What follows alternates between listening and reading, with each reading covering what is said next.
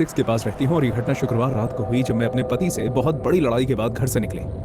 मैं खाली हाईवे पर गाड़ी चला रही थी। मुझे नहीं पता था कि मैं किस तरफ जा रही हूँ। फिर एक जगह मुझे रुकना पड़ा क्योंकि आंसुओं की वजह से मुझे कुछ दिख नहीं रहा था। मैं घंटों तक अपनी कार में बैठकर 6 साल की बच्ची की तरह रोती रही। फिर आखिरकार मैंने किसी जगह रात बिताने का फैसला किया। कुछ और मिनट गाड़ी चलाने के बाद मुझे सड़क के किनारे एक ठीक ठाक सा होटल मिला। वो बहुत महंगा नहीं था, स्टाफ शांत था और उन्होंने मुझे मेरे कमरे तक पहुंचाया। मैंने अपना बैग गंदे सोफे पर फेंका और गर्म पानी से नहाने चली गई, ये सोचकर कि इससे मुझे शांति मिलेगी। लेकिन जब मैं उस ठंडे बिस्तर पर वापस आई तो स्ट्रेस मुझ पर हावी हो गया।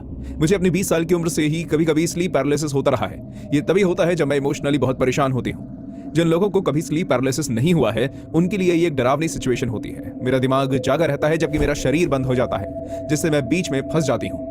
मैंने उन सभी नेगेटिव बातों को दूर किया और उस बिस्तर पर लेट गई। मैं पहले से ही थकी हुई थी और कहने की जरूरत नहीं है, इमोशनली भी थकी हुई थी, इसलिए कुछ ही मिनटों में मुझे नींद आ गई।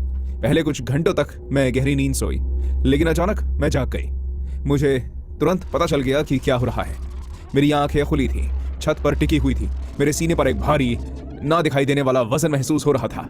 मेरे हाथ पैर सन होकर अपनी जगह पर जमे हुए थे। मेरी सांसें टूटी, घबराहट भरी थी। ऐसा लग रहा था मेरे फेफड़ों तक हवा नहीं जा रही है। मुझे एहसास हुआ कि मुझे फिर से स्लीप पैरालिसिस हो रहा है। कमरा जरूरत से ज्यादा ठंडा लग रहा था। हीटर खिड़की के पास धीरे धीरे चल रहा था, लेकिन मेरे चेहरे पर हवा तेज चुभने वाली थी। सबसे पहले मैंने बाथरूम पर ध्यान दिया।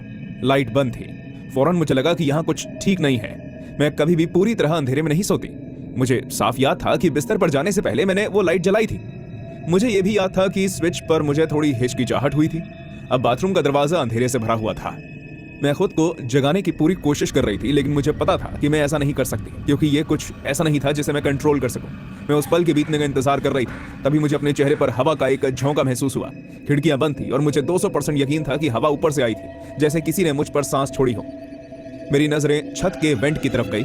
कुछ सेकंड के लिए मुझे सिर्फ अंधेरा दिखा, फिर मुझे चमकदार हरी आंखें दिखी। वो टेंट के ठीक अंदर परछाई में तैर रही थी और सीधे मुझ पर टिकी हुई थी। मैं घबरा गई। मैं देख सकती थी, मैं अपनी हड्डियों में डर महसूस कर सकती थी, लेकिन मैं उठ नहीं पा रही थी। मैं खुद को समझाने की कोशिश कर रही थी कि ये सब मेरी कल्पना है और उस वेंट के अंदर असल में कोई भी नहीं है। तभी वेंट के कवर से हल्की सी चरमराहट की आवाज आई।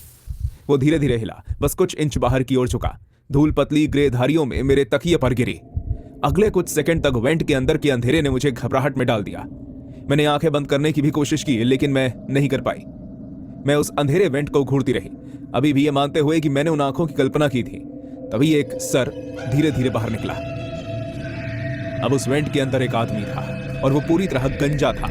उसकी खोपड़ी पॉलिश की हुई हड्डी की तरह बाहर की हल्की रोशनी को रिफ्लेक्ट कर रही थी। उन चमकती आंखों के ऊपर कोई भौवें नहीं थी। उन्हें फ्रेम करने वाली कोई पलकें नहीं थी, कोई दाढ़ी नहीं, कोई पोर्स नहीं। उसका चेहरा इस तरह से अजीब लग रहा था कि मेरा दिमाग उसे ठीक से समझ नहीं पा रहा था। उसकी सांसें गीली और भारी थी जो डक्ट्स के अंदर हल्की गूंज रही थी। वो पता नहीं कितनी देर तक मुझे देखता रहा, फिर उसके कंधे बाहर निकले। जैसे उसका ऊपरी शरीर वेंट से नीचे आने लगा, मुझे उसकी हड्डियों के चटकने की आवाज सुनाई दी।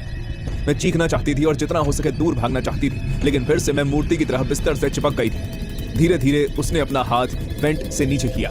वो बहुत लंबा था, उसकी उंगलियां पतली और हड्डी वाली थी, नाखून थोड़े काले थे। उसका हाथ इंच इंच करके नीचे आया। मुझे एहसास हुआ कि वो अब मेरी ओर पहुंच रहा है। मेरा पूरा शरीर पसीने से भीग गया, लेकिन वो रुका नहीं, बस अपना हाथ मेरी दिशा में फैलता रहा। मैं उसकी त्वचा से निकलती ठंडक महसूस कर सकती। उसके चेहरे के भाव भयानक थे। ऐसा लग रहा था कि वो बस मुझ तक पहुंचना चाहता है।